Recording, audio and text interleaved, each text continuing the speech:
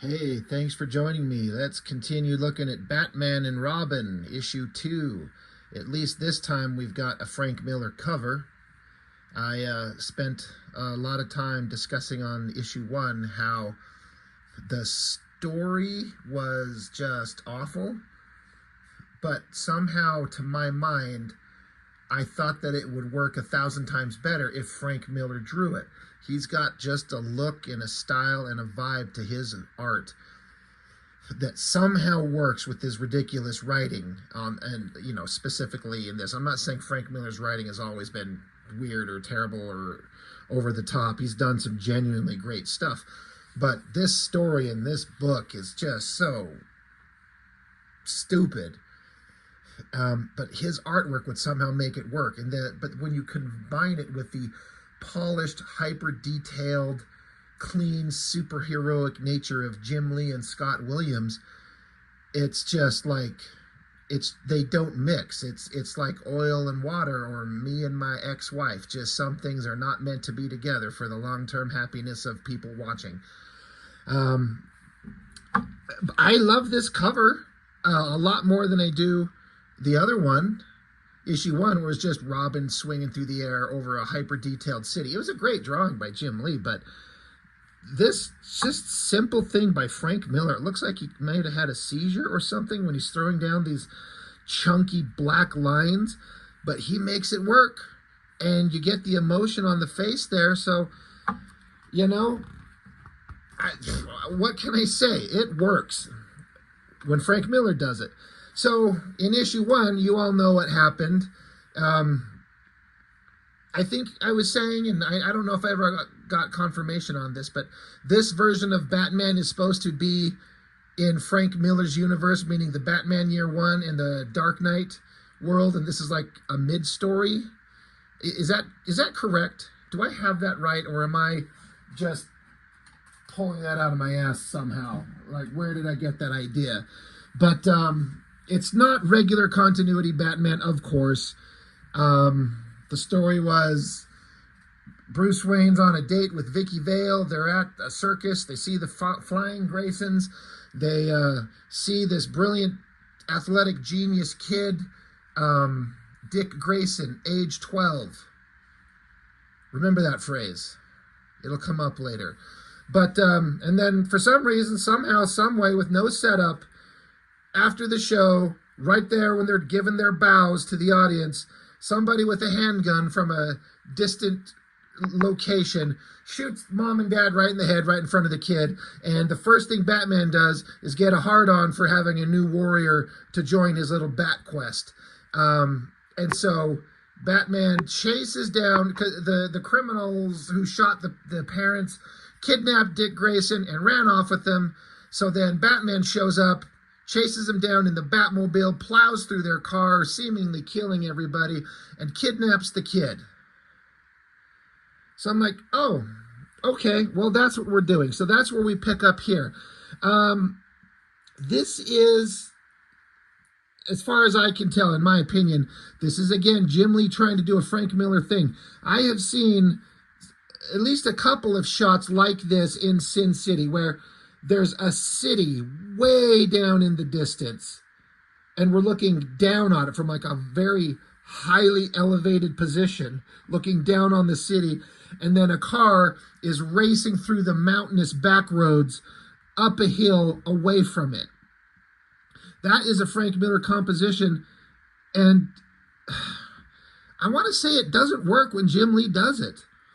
And Jim Lee's good. Like, I'm not shitting on Jim Lee. I like the guy. I met him once for like 30 seconds. He's drawn some comics that are part of my favorite memories of childhood that will never, ever diminish.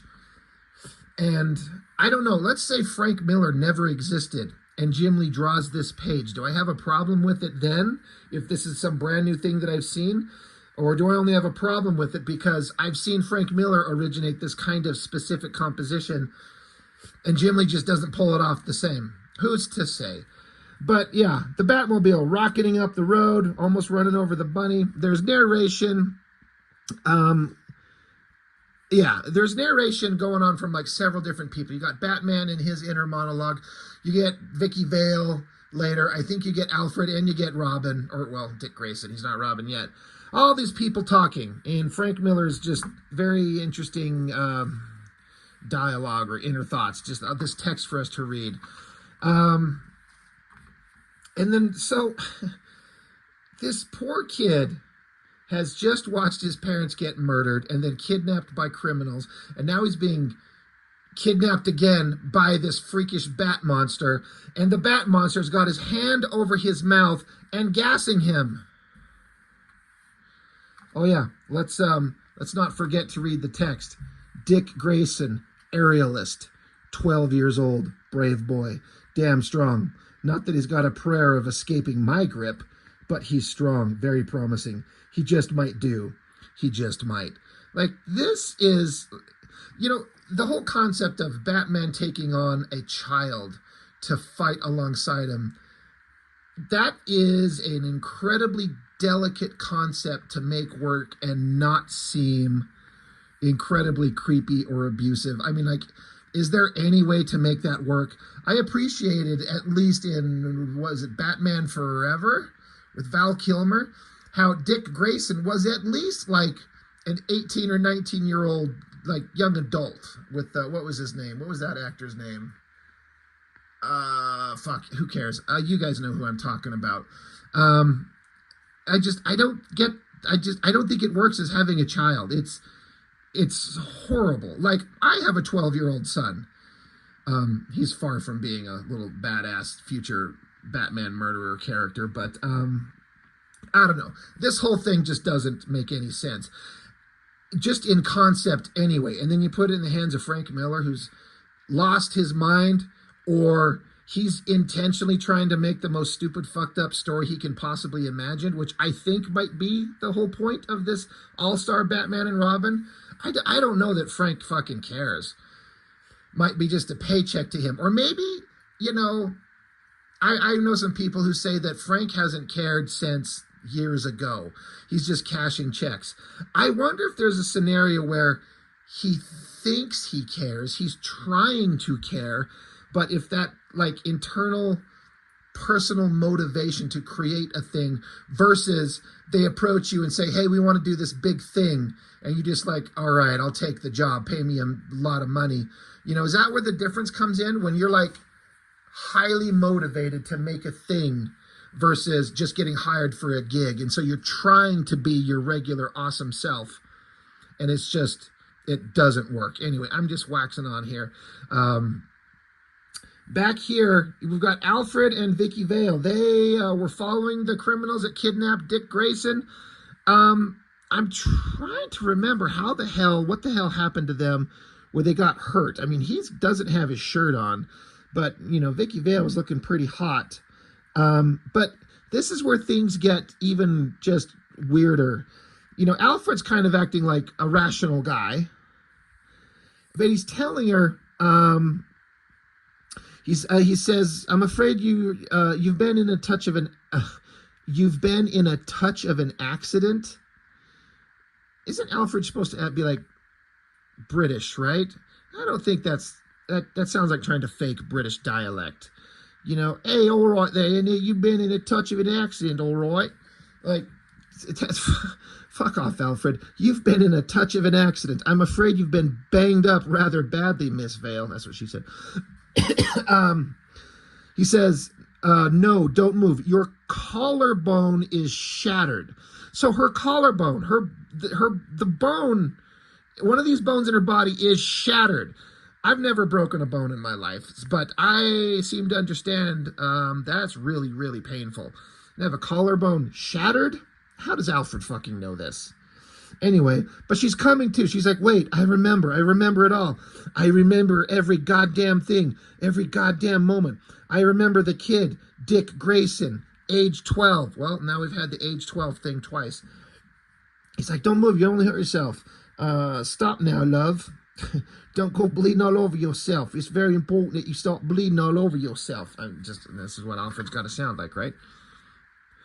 But then Vicky Vale, She's all beat up. She's like, I saw it all. Dick Grayson, age 12. He was brilliant. Brilliant. And we get these kind of, different colored images to show what happened in issue 1. Like, he's a brilliant gymnast. Parents are shot.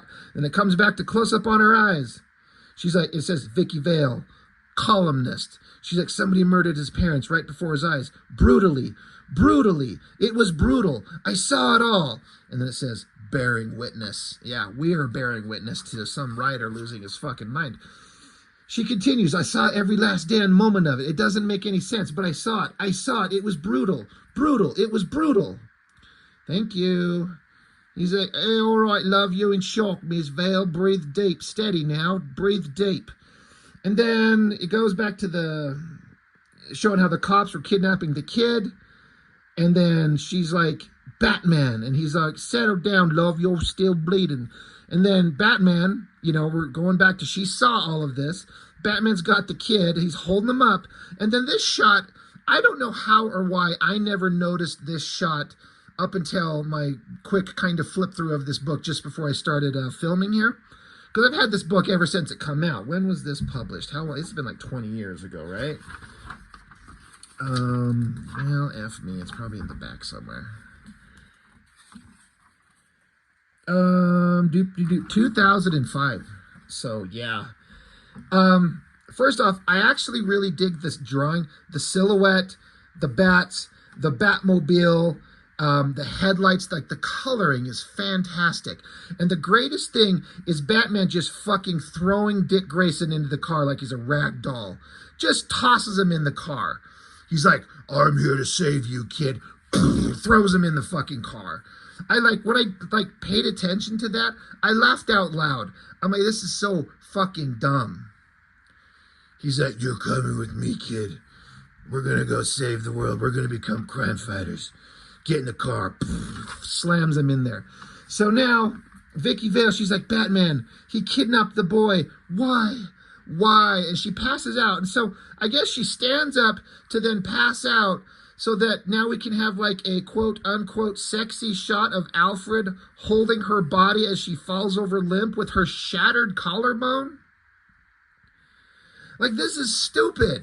This is so dumb looking. Like, do we need to take this woman who's been mentally traumatized, freaked out, she's got broken bones, and we have to sexualize her with her titties pointing in the air and a shirtless Alfred just staring at her being like, she's unconscious and no one else is. Anyway, lightning strikes.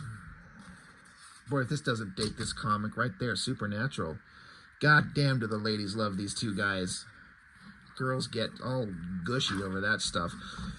Anyway, back with Batman. You got bats screeching through the air, and then it took me a minute of staring at this panel to understand what I'm seeing, but it's like the front wheel well of the Batmobile and the headlights and frogs. Do you see that? Let me bring that up. There's some frogs. Is that in the script? Is it like page 7, panel 2? The Batmobile races through the rain-soaked streaks. Draw a couple of frogs jumping out of the way. Or does Jim Lee just throw that in there because he's like, what would make this awesome panel look even better? It's a couple of frogs. And now it's more inner monologue from Batman as he's basically trying to justify what he's doing to this kid. So I appreciate that the writing is at least putting Batman through the mental kind of gymnastics that he has to go through to justify this fucking insane shit that he's doing. He's like thinking, you poor boy, you poor little bastard, welcome to hell. Hell or the next best thing. And then he's talking about how the gas was supposed to knock him out. His brain ought to be sailing past the moon right now. What's this brat made of? So Batman is still right there trying to gas the kid.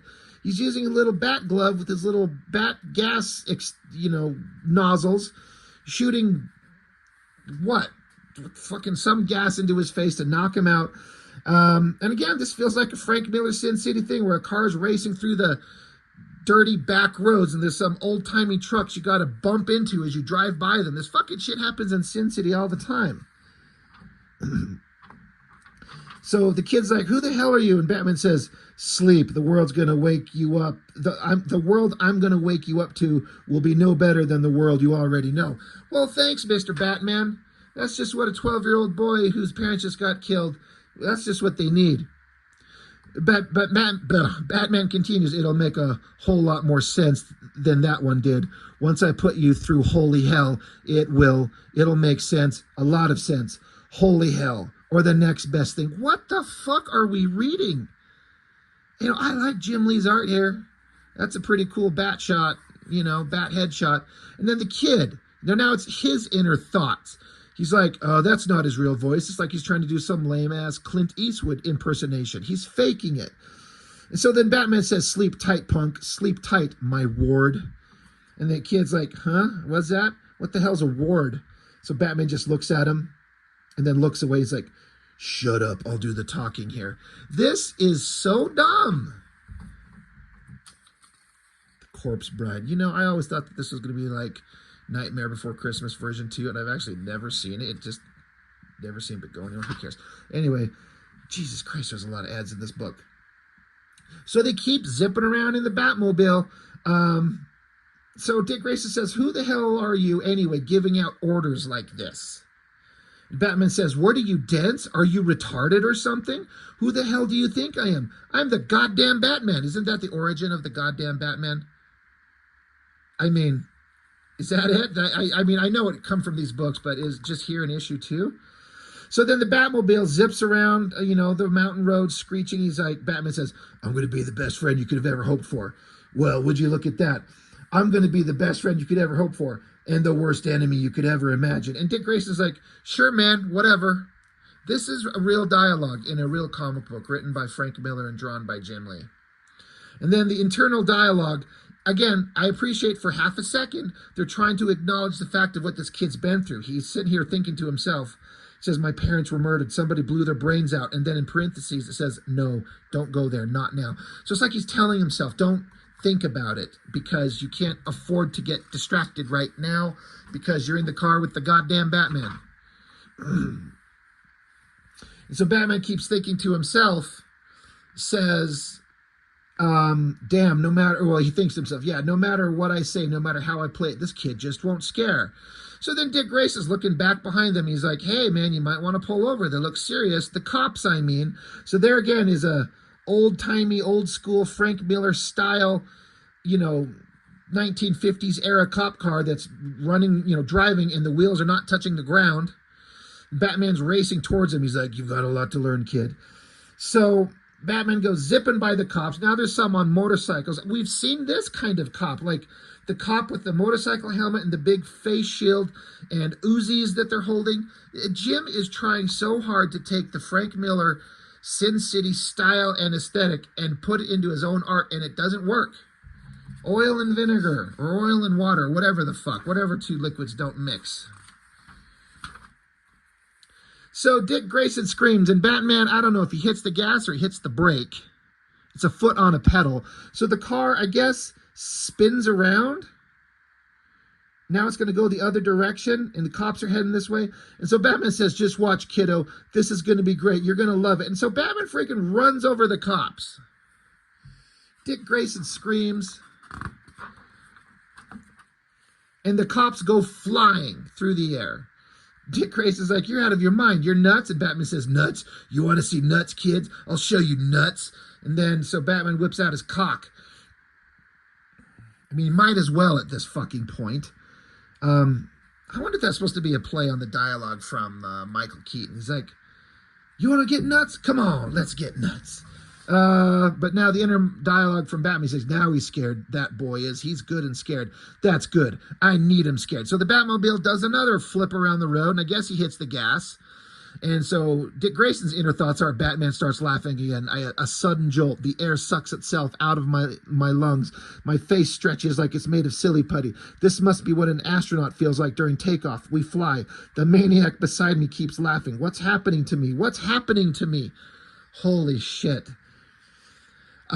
Interesting layout choice as Jim Lee very specifically and very intentionally draws your eye around the page from the top of it all the way across the top, down to the far side of the right side of the double page spread to have the car rocketing from right to left. Now, I'm not one to criticize a professional artist like Jim Lee, and I'm sure there's exceptions to every rule, But generally speaking, your eye flow through the page should kind of lead you out of it towards the bottom right in a way to lead you into the next scene. And so this shot of the Batmobile going that direction is, I mean, it doesn't ruin anything, but I feel like if you just change this around a little bit to have the car rocketing left to right to go into the next page as you flip. Does anyone else ever think of that besides people who study storytelling? You know, if you hand this to someone else who's never read a comic, do you think that person would ever stop and look at this and go, I don't know, I got thrown off on that double page spread where the Batmobile was traveling from the right to the left. I felt like I had to turn the page back again. Like, no, I don't think that shit happens. That being said, there are some general rules I feel like has always been out there. It's kind of cool, you know, the Batmobile. It's not my favorite looking car design, but the fuck do I know? So, and again, the Batmobile going the direction it was, at least he kept it consistent, going right to left, so it's kind of the same thing. As the Batmobile smashes into these cop cars, and he shows like cop jumping out of the way there, cop jumping out of the way there, another one there. Like, he had to have killed these people. They're still in their goddamn cop cars here. One car's smashed up against a tree. These two are smashed up against each other. So he just, Batman like hits the gas, hits the rocket boosters, and they plow through the cop cars, exploding everything. He has to have just killed more cops. I mean, it totally happened. Dick Grayson saying he's talking to his car. Batman, I kind of dig that shot of that side profile of Batman's face there. Hit it full out, no ceiling. And then, according to Dick Grayson, the car talks back to him with a British accent. It says, very good, sir. And Batman's laughing. Like, look at the ha ha ha ha's. That's Joker level ha ha ha right there. So Dick Grayson's saying he may be faking that voice, but his laughter still creeps the crap out of me. I hate this guy. So then the rockets kind of turn from, the Batmobile's had just like one booster rocket engine on its tail end. Well, now suddenly it's got like, what, 3, maybe 4? So the car's not just a Batmobile, it's a transformer.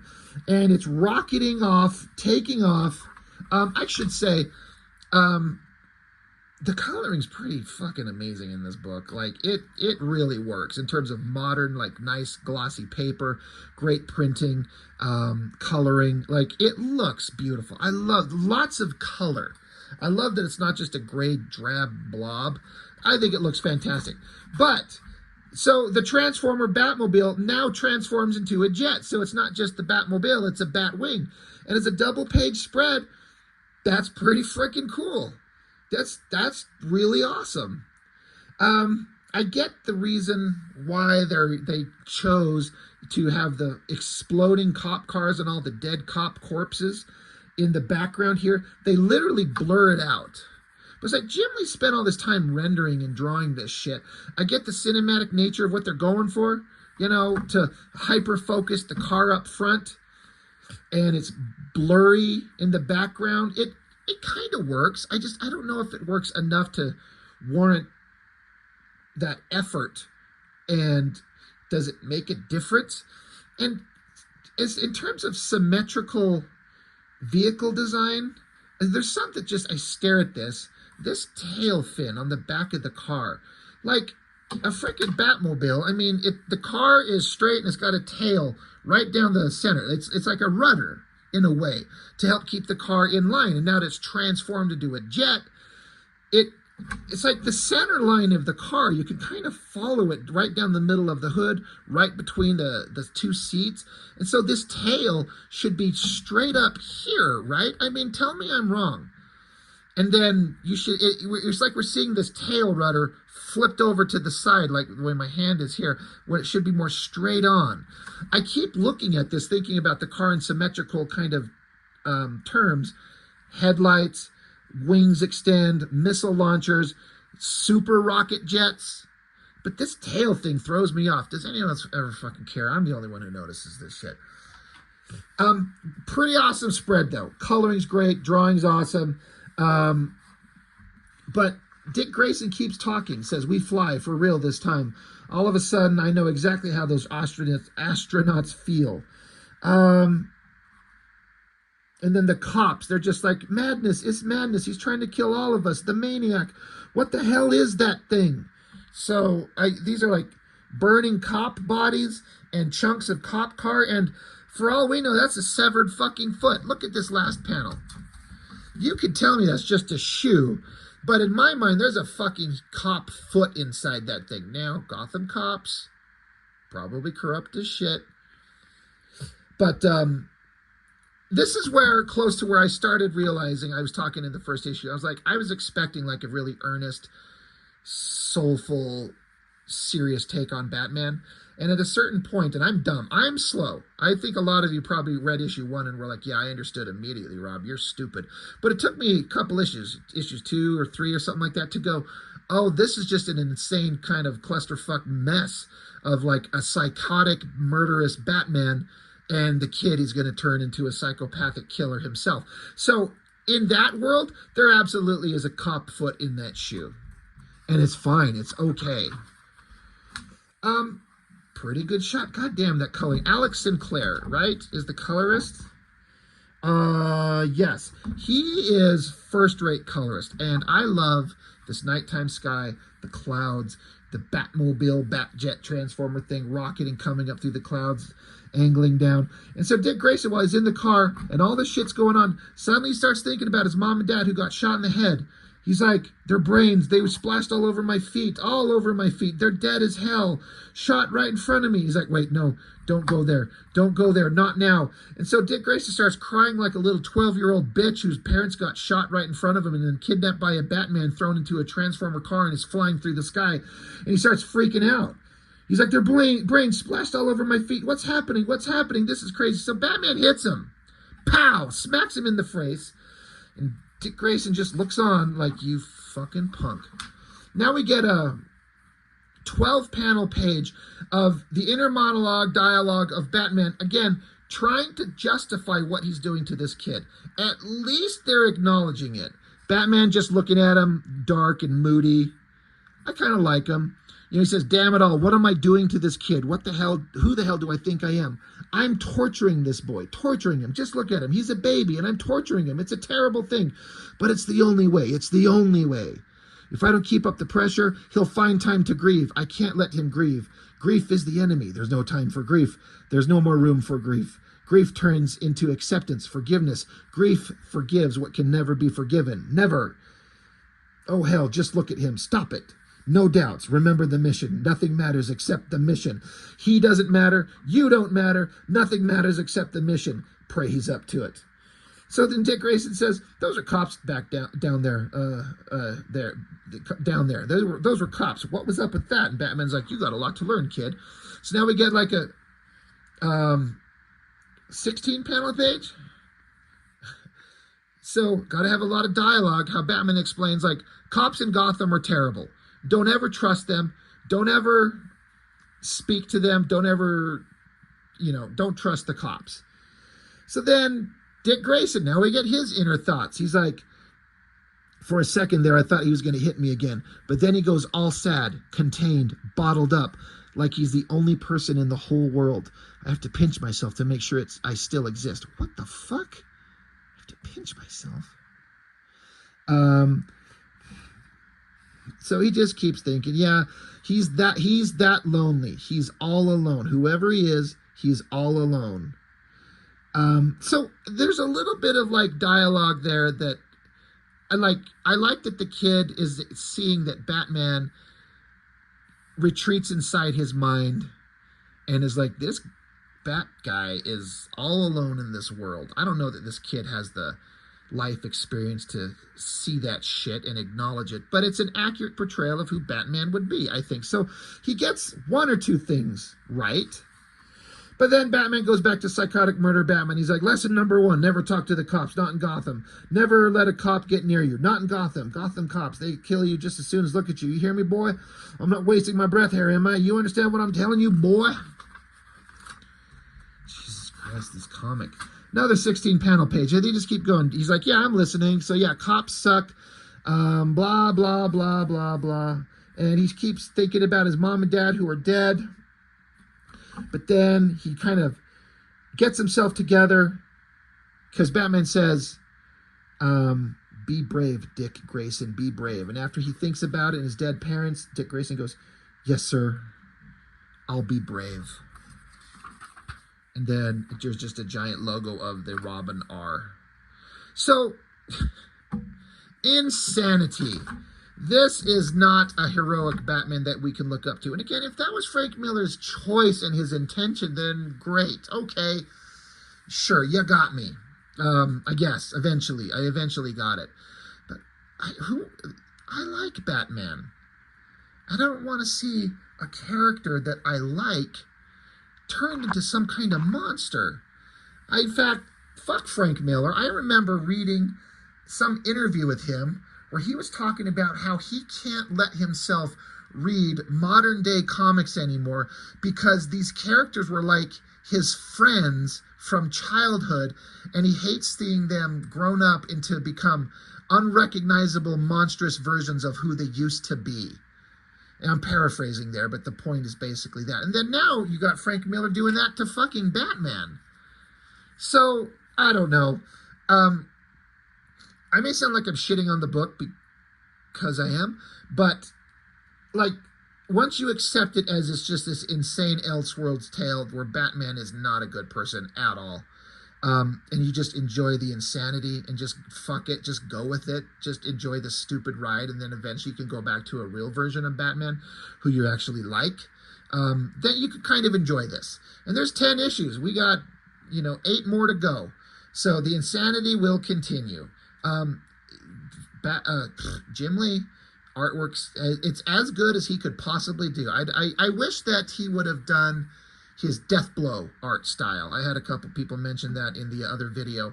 I don't know if Frank Miller would have shit his pants because that's Jim Lee aping his art style, but good God, the Jim Lee Deathblow art style in this would make it 1,000 times more worthwhile. But then you don't have Scott Williams getting in on this, so whatever. What do I know? Anyway, Batman and Robin, issue 2. Crazy. Good times. See you next time.